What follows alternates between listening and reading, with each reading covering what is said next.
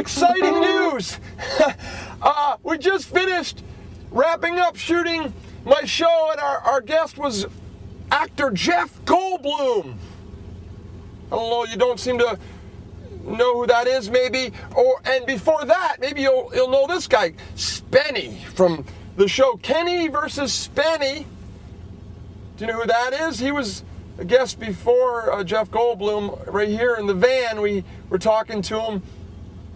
I don't know if you know any. Do you know who I am? They call him J.R. Diggs, man with the van. I don't know where he came from, don't know where he's been. I've been shooting my show each week, kind of like a talk show, from right here in my van. Usually we have a couple guests. I meet people along the way, random encounters like this. She's not even paying attention really. But I've never, I mean, I'll just talk to you guys, I've never spent an entire episode with just one guest. And because we only got to spend about 10 minutes with Spenny on our initial interview that we wrapped up a little while ago, Spenny, she doesn't care, has agreed to let us go back to pick him up, meet up with him, and spend as much time as we want with him, which will probably end up being the entire half hour this week. Nice to talk to you, ma'am. I just was going to tell you about what we're doing here. It's very special. It's very exciting. It's an entire half hour coming up. See you with Spenny from Kenny versus Spenny. Stick around, guys. This should be good. Well, he is the host of a Canadian show, doing all that he can to stay afloat. They call him J.R. Diggs, man with a van. Oh yeah, he's J.R. Diggs, man with a van. Well, the plan this week is to spend an entire half hour with just one guest, Spenny, from the popular show Kenny versus Spenny. We'll be back in the van here. We did an initial interview with him about an hour ago. He's agreed to come back in the van. He should be here any second now, actually. And while we're waiting, why don't we show you just a little bit of what you may have missed from that initial interview. And when you're done watching this, hopefully he'll be back in the van sitting right here. And you'll be able to see how this goes for the next half hour, a one-on-one intimate interview right here in the van with Spenny. I'm more worried about your talk show getting a parking ticket, I know, which I've never had to worry about before with other talk You're shows. worth it though. Yeah. You may have noticed that Spenny is here without his sidekick. Yeah, Can I call him that? my scumbag cheating best friend. Okay, Kenny Hotz. It was my idea to separate the two of you. JR, I love you for it. Yeah. Thank you. We got a lot to talk about. The industry. We want to hear about rumors of your gayness. Sure, we'll talk about that. Are there rumors of your gayness? Refute that. And Well, let me run through some of the rumors Kenny has started. That I rape pugs, the dog pugs. Yeah, sure. We can deal with these individually as we go. I can tell you what's true and what isn't. Are you gay? No. Have you ever had a gay experience? No. Have you ever kissed a boy? Yes. Have you ever seen a boy naked? Yes, of course. Sounds like you might be gay. Well, no, let's talk context. I kissed a man. Okay. And that was in the who do gays like more competition, and it was a strategy for me to win the show, right. Right. Yeah. So I've never kissed a man other than my dad on the cheek, that kind of thing, in real life, outside of a competition. Right. So never. Not even when you're drunk. Never. So No circle jerks, no patting on the bums, none of that stuff. You know what you're doing? You're redefining yourself. Is that what I'm doing? Or as they say in Hollywood, reinventing yourself. And you're implying that I might be on my way to Hollywood then? It's possible. Why not? I was there. I'm there. I'm on Comedy Central. We work with Matt and Trey from South Park. I never thought that would happen. Kenny and I used to make movies with a video camera. Yeah. Yeah, but What's the worst thing about your life? I don't want to. No, this is the stuff I don't want to talk Yeah, about. but it would be so great if you did. I know. Great for you. Yeah, I know. But sorry, dude. Really? It's a broad. Who's the hottest girl you've ever been with? And what's her name? I'm not going to say anybody's names. A model? Famous actress? Actress model would be the hottest. And I'm not going to tell you who, so don't worry about it. What about hair lip? Girl with a hair lip? Girl with a hair lip. Yeah. Well, if she grew a mustache to cover it, no, that wouldn't work either. No, I wouldn't like that. You've made a movie now. I know all about that as well. It's about a porn addiction. It's about a porn addict, yes. Who's addicted to porn. Wow, yeah. That's exactly right. It's called Confessions of a Porn Addict. Okay. Somebody said there's a really good masturbation scene in the movie. Yes, there's a scene where... Masturbating. Yeah, well, the premise of the film is I play a guy who has destroyed his life due to pornography and bottoms out in a video store where he starts to masturbate. Right. In the store. Right. JR, thank you very much. Thank you. All right, buddy. This has been a lot of fun. He will be back on the show. We're going to keep moving here. We have Jeff Goldblum coming up on the show next. If Kenny was here with you, I wouldn't even have to do anything. But you do appreciate that I didn't bring Kenny. Very much so. I want to know so much more about you. I wish we had the entire half hour just to talk to you. All right, well. I do. Okay. How can we do that? Just do a special? Invite me back again. Okay, that's a given if you'll come back. Would you come back? Absolutely. And here he is. It's Spenny. Look at this, you got a guy there. It's Spenny. See, you got fans, right? That's true, man. I'm going to get to know you. Yes, you are. In a way, I think that no one has ever got to know you before in an interview-styled environment. Except for my therapist. Okay. All right. Are there things that you've talked about in therapy that you would talk to me here in the van about? Well, yeah. Yeah? Absolutely. Like what? Well, Your addiction to porn? Well, I don't believe there is such a thing as porn addiction. That was an affectation of a comedy film that I did. Right. Okay. And what else would you talk about then? Well, you'd have to ask me. I mean, because that's my job. I'm the interviewer. Yeah, that's true. Yeah. I hope this goes. I hope I'm, because you're my first. Wow. Kind of. Your first what? Serious interview. What do you think of the whole idea? I love it. Yeah. I do love it. He's got the air conditioning going, and it's not too hot in here. It's comfortable, right? It's comfortable, and it's casual, and it's unique. Yeah. Maybe the greatest late night talk show this country's ever seen. Yeah. This is like being on the Charlie Rose show. Yeah. Or Tom Snyder show. Mm-hmm. It's one-on-one. It's longer. It's much more intense, and I personally enjoy that. I'm a conversationalist. Me too. Okay. If Kenny was here, he'd start rattling in your ear right now. He'd over-talk. That's right. Be the obnoxious, happy-go-lucky guy that he is. True. And we wouldn't be able to continue talking to you. It would be hard for me to get a sentence out, a full sentence out. Right. And I've got something I know about you that I'm going to throw at you after the commercial break. It's one of those questions that makes you want to get out of the van, but you can't. They've locked it in? Well, no, you just have to. I would put my foot up and trip you. Okay. And because I won't do that. You're a special guest this week. It's Spenny, and he will be here after the commercial break to chat a little bit. Absolutely. Stick around. Brought to you in part by Coors Light. Who wants a cold one?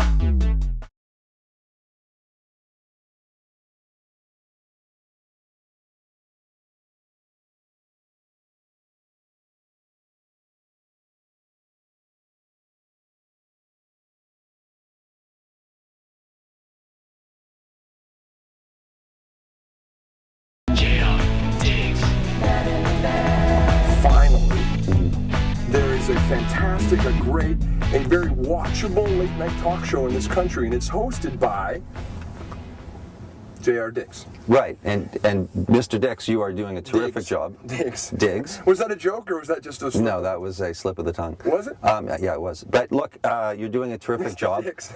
It's very... I don't want to be manipulative. You called me manipulative. Right, you're doing that right now. Manipulating, yes. Am I? Do you think that makes me a good talk show host or a bad one? Probably good. It makes me look good that a famous person would come on the show.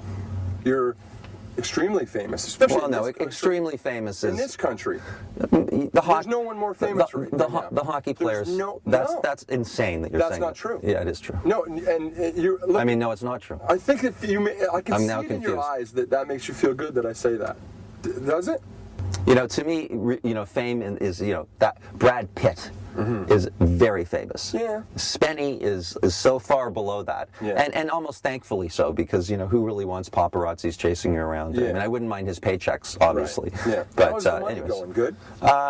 Yes and Are no. you rich? Are you rich and famous? I have a lot of issues going on in my life that have to do with lawyers and accountants that I do not want to go into. Right. Can you go into it a little bit? No. That drain... Somebody suing you? No. You're suing somebody?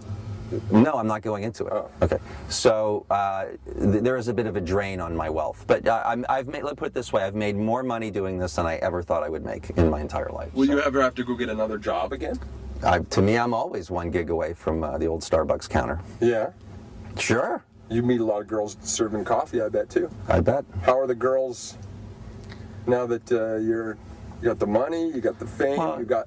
If there was I get the Who Gets the Hottest Chick contest with you and Kenny, but it's real life, no cameras. Are you winning every one of those competitions? No, I might be winning Who Gets the Most chicks, but the hottest, hard to say. He's dating a girl who's just gorgeous right now. Really? Wouldn't it be great if you're dating Paris Hilton? I don't really think she'd like me, No. to be honest with you. She's hot, Paris Hilton. Yeah. Kind of. No, she's attractive. Yeah. I mean, that'd be weird, to be with Paris Hilton. She's got a flat bum. At the Artie Lang concert, you were with someone. Yes, I was. Sister? Was it your sister? No, Was it your cousin? No. It was the hottest girl I've ever seen. She was with you. Yeah, I was out with her actually 2 nights ago. It was her birthday. Is she an actress? No. Just a beautiful girl? She's a hairstylist. But she was gorgeous. She's a lot of fun. Do you think this is going to... think I'm revealing something here to people that are interested at home? Do you think this is interesting? It's interesting to me. I think there's a whole slew of tabloidish type journalism. Yeah. Is that tabloidish? You adjusting yourself? No, it keeps... So I understand. I understand why people are interested in certain people's life, sex life and love life. Are you interested in being in love? But I don't see myself as that kind of celebrity that people would care. Maybe I'm wrong. I cared. Well, you cared. Everyone I was around with, I go, look how hot the girl is that Spenny is with. Yeah. Look it. And everybody talked about it. Okay, well, Does that make you feel she's uncomfortable? terrific. No. Would you marry someone right now? No. Why? Because I'm not interested in getting married right now. Not because you're gay. Definitely not because I'm gay. I think I've got you at a place right now where you're so comfortable, you might just talk about something you normally wouldn't talk about. Maybe. You're in Hollywood. He's trying again to do No. it. I have a feeling that you're not as serious as people think. Because you like writing comedy. I like writing comedy. I like performing comedy. I like comedy. I like watching it. I like being around it. My funny comes from a persona, which is essentially who I am. Yeah. I guess I'm the sad clown. That's kind of my venue. And, that's what I do. I'm not the Steve Martin school, or at least the old Steve Martin school or the Jim Carrey school. Nothing against those guys. They're brilliant. But they're in-your-face, broad, physical comedy. Some of my fans are probably, they go, oh, Spenny's so serious. They'd rather see Kenny, pull down his pants and fart or whatever. And I understand that. It's just not what I do. And the fans and the media like to pigeonhole you. And I refuse to let that happen, which is why I made a movie, which is why I'm working with David Steinberg on another show, and which is why I continue to work with Kenny, just to broaden my horizons and not get pigeonholed. I know this conversation has gotten serious. Speaking of serious, I'm a serious man. But I'm so fascinated by this, and it's actually like a conversation now. You're a cliche Hollywood background. Here's I googled you. Okay. You spent a lot of time with your mother on the set of Dallas. Not with her. It was through her. She was dating a guy who played Dr. Elby, who was in a few episodes, and was Sue Ellen's psychiatrist. It's a huge show, kids. Back in the day, Dallas was the biggest show there was. It was a huge show for a while, yes. And so I got to go on the set. I also got to go through Jim Budman, who's Michael Budman from Roots' brother, who I met when I was out there, and he took me to NBC Studios, and I got to run around, and I saw the Johnny Carson set, and I saw the set for CPO Sharkey, Don Rickles show, and I got to meet and hang out with Scatman Crothers, which was unbelievable. And, so it was weird. My mother, when she left the marriage, she went and moved to California for 10 years, and so I would visit her, a couple times a year, and it was pretty interesting because I didn't even know California really existed, And as a kid from Toronto here to go to that environment, you became enamored. Yeah. Would you say that's fair to say? Absolutely. This business? Everything about it, yeah. It was just very interesting. And Larry Hagman, I remember meeting, and Neil Diamond, and Alice Cooper borrowed my friend's surfboard once, and I did meet a lot of interesting people. And David Carradine, I got to hang out with him, and I even met his father before he died, John Carradine. So, all that I think of it in a very romantic way, and I think my cousin Marjorie instilled in me through the Beatles initially just a love of entertainment and show business, and I read a lot about that and still do. And I hope people aren't disappointed because they say JR's just talking to Spenny. He's not doing anything crazy. Well, that's your problem. Brought to you in part by Coors Light. Who wants a cold one?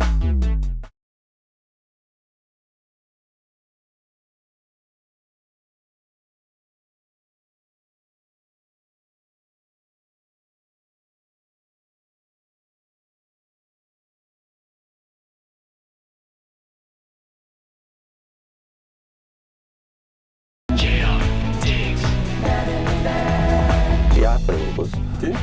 Yeah, and is it in tune? I'm not going to start tuning. We don't do that. It's more fun to talk to you anyways. Because you're being so sincere and so genuine. Yeah, so you're saying that's fake. I love this. So I started out playing blues music and really loved it, but it wasn't really authentic for me. I come from a family of very funny people. My cousin Marjorie, who's my hero, was a writer, a very famous writer and a stand-up comic and an actress. She wrote for Seinfeld. She wrote for the Larry Sanders Show. She wrote for Bob Newhart. That's my favorite show of all time. Which one? Larry Sanders Show. There you go. And you have a talk show. Yeah. I would love to have that. Yeah, she did a couple of seasons on that show. Really?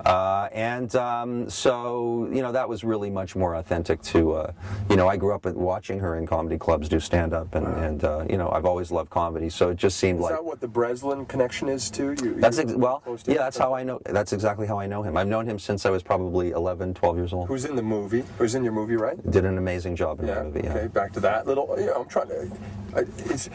It's my job as a talk show host to make sure that bring it back home. Yeah, when you end up getting to say, "Well, it's good. We talked a little bit about my movie," and people hopefully will be able to see it in theaters. Yes. And certainly on a DVD. That would be nice. A lot of kids, they prefer just to watch a DVD of somebody's movie if they're a fan than even go to a theater these days. We'll get a distribution deal. We'll put her out in DVD. Let them go and pick it up. Right. It's called Confessions of a Porn Addict. Okay. You wrote it from a personal experience? No. My experience with pornography, I don't think is much different than anyone else's experience with pornography. I never really abused it.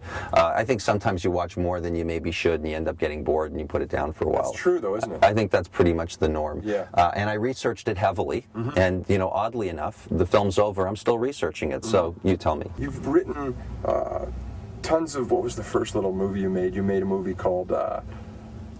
Give me the first couple letter in the little short film when you were in school. Something, anything? No. Telehorror? Telehorror. That was a documentary, though. Yeah, but it was a comedy, right? Well, it was funny. Yes, but it was a earnest documentary. Just the subject matter was funny. Yeah. Did that impress you that I knew a lot about you? Yeah. So you knew one thing I did. Hardly a lot. But, no, I know more. But that's more than most people. Right. David Steinberg, who I'm working with now, take a guess how many times he was on The Tonight Show with Johnny Carson, either as a guest or as a guest host. 240.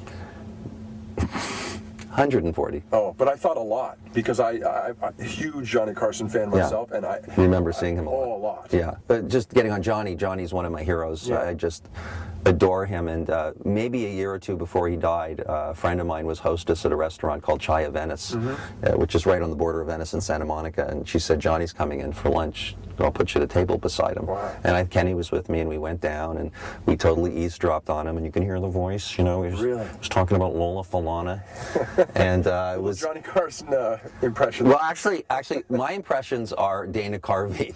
So I do Dana Carvey doing Johnny Carson. In fact, almost all my impersonations are of someone else doing them. Oh, yeah, that was very Dana Carvey-like. Yeah, that's what he did. But do you know Dana Carvey? I know I've never met him, but I love him. So you eavesdropped on Johnny Carson's conversation. Yeah. No, yeah, absolutely. I'm just a huge fan. Didn't have the cojones to go up and ask him for an autograph or anything, because he's a very private guy. Right. And so he was sitting in the back, and he was there in an odd hour. He really tries to avoid people. Right. Well, this is the thing. You know, we could sit here and talk about show business, and I would love it, and it could go on for forever. Yeah. But what they really want to see, the kids, is Kenny peeing on me. You know. Or vomiting. I saw the vomiting is good. Vomit on you?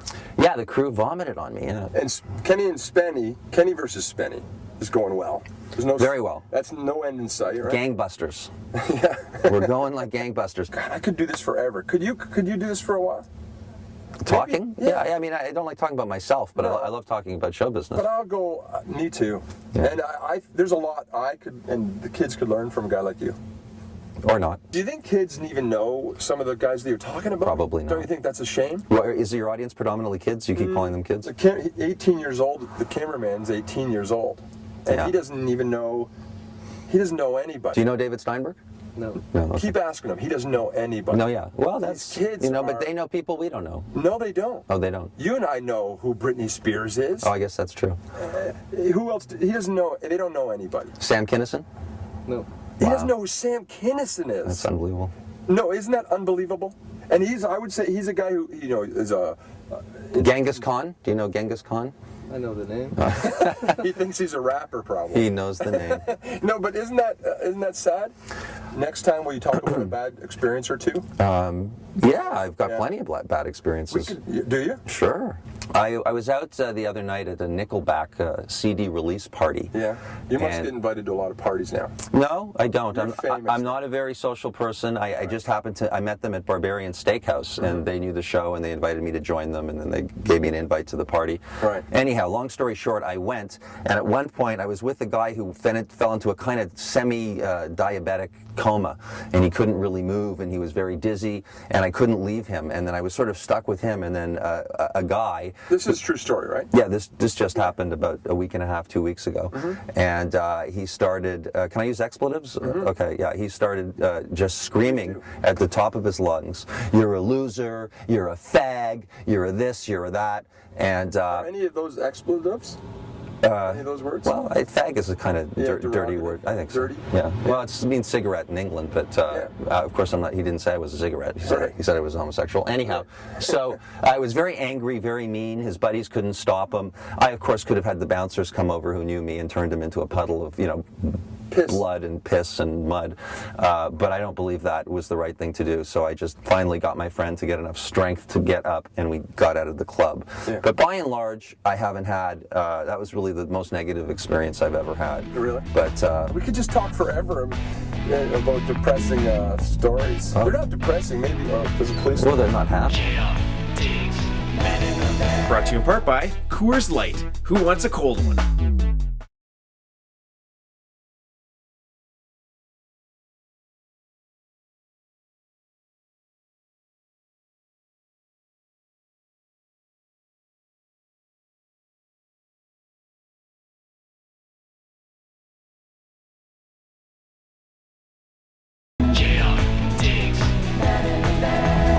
Three words. Welcome to Hollywood. Yeah, I'm on my way to becoming the greatest talk show host this country's ever known. Well, I've done Conan O'Brien. Yeah. I've done Tom Green. Yeah. I've done Jimmy Kimmel. Yeah. And I've enjoyed this more than all of those. Are you being sincere? I'm being sincere. Really? I mean, there was more bang for my buck in terms of probably viewership. Yeah. But having absolutely. I've had a good time. Have you? JR, absolutely. We should have you back, I guess, then. Yeah. come back on the show? I would. I'm doing some traveling, and when I get back, I'm happy to. Do you promise? Yeah. And say nice things about me to people? I will. Thank you very much. Okay, so that was a lot of fun and interesting, I think. Thanks again to Spenny for getting back in the van, spending so much time talking with us here and being so candid. Maybe we'll start doing more shows like this. Usually we only spend about 5 or 10 minutes with our guests, so to find out who that might be, go to my Facebook maybe or jrdiggs.com, and I suppose I will see you guys soon, maybe next week. Brought to you in part by Coors Light. Who wants a cold one? you're a loser, you're a fag, you're a this, you're a that. And Are any of those expletives? well, it means cigarette in England, but of course I'm not. He didn't say I was a cigarette. He said it was homosexual. Anyhow, so